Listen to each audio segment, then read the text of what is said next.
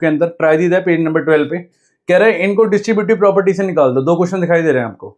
तो distributive property क्या कहती है पहले ये समझो। डिस्ट्रीब्यूटिव प्रॉपर्टी कहती है ए मल्टीप्लाई बी प्लस सी क्या होता है, पहले ए बी से होगा फिर ए सी से होगा।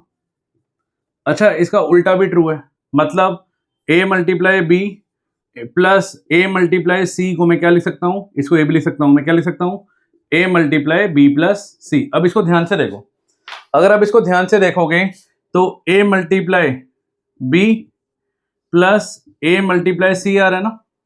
तो A multiply B plus A multiply C की जगह अगर हम प्रॉपर्टी का यूज करें तो क्या लिख सकते हैं हम, आपको दिख रहा है ए कितना है, दोनों में ए 7/5 कॉमन है ना, तो आप इसको लिख दो बाय डिस्ट्रीब्यूटिव प्रॉपर्टी। हम क्या लिख सकते हैं, इसको इरेज करूं, हम इसको लिख सकते हैं क्या A multiply B plus C.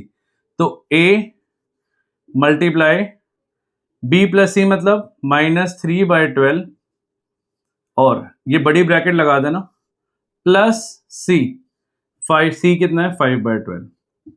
Property का नाम क्या आ गया, प्रॉपर्टी आ गई डिस्ट्रीब्यूटिव प्रॉपर्टी। कितनी अच्छी प्रॉपर्टी है नहीं, डिस्ट्रीब्यूटिव प्रॉपर्टी। मैंने किया क्या है, मैंने देखो मैंने ये था a मल्टीप्लाई बी और ये था a मल्टीप्लाई सी, ठीक है। इसको मैं क्या लिख सकता हूं, अभी मैंने बताया a मल्टीप्लाई बी प्लस सी, तो a बटी दे मल्टीप्लाई बी प्लस सी। अब इसको सॉल्व कर लो, तो ये आया मेरे पास 7/5। प्रॉपर्टी भी लिख दी मैंने, प्रॉपर्टी लिखोगे ज्यादा बेटर रहेगा, नाम भी लिख दो प्रॉपर्टी भी लिख दो। 7/5 इंटू -3/12 प्लस 5/12। अब आपको एलसीएम लेने की टेंशन ही नहीं है, देखो क्योंकि एलसीएम 12 आएगा, तो ये आ गया -3 + 5 एज इट इज हो जाएगा, तो ये आएगा 7/5। -3 + 5 कितना हुआ 2, तो 2/12 कट हो रहा है तो काट दो नहीं तो छोड़ दो, 2 1 जा 2 6 जा, तो ये आ गया 7/30। So this is the answer.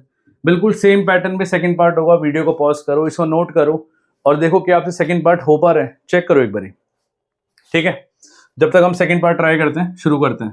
देखो इसमें भी सेम प्रॉपर्टी लग रही है, दिख रहा है आपको a multiply B plus a multiply सी।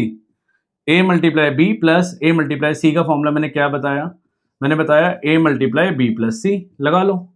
तो वट इज a क्या है 9/16 multiply b plus C, what is b plus C, b क्या है मेरा, अगर ये और ये a है तो ये मेरा b है और ये मेरा c है, तो b प्लस सी क्या है, ये है 4/12 प्लस -3/9, ठीक है।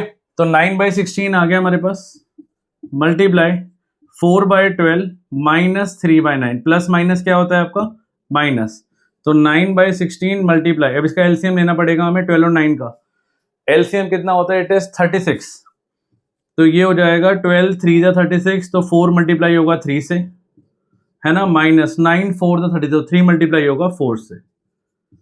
इसको हम आगे सॉल्व करेंगे, ये आएगा 9/16 मल्टीप्लाई 12 - 12/36, लो ये तो जीरो आ गया, हमारा जीरो आ रहा है, तो ये आ गया 9/16 मल्टीप्लाई बाय 0, तो आंसर इज 0। इसमें प्रॉपर्टी का नाम भी लिख देना, प्रॉपर्टी कौन सी लगाई है मैंने, it is distributive property over addition, distributive property over addition वाली लगाई है, ओवर एडिशन, ठीक है। तो इसका आंसर आ गया 0, तो 0 आंसर आ रहा है इसका, इसको नोट कर लेना।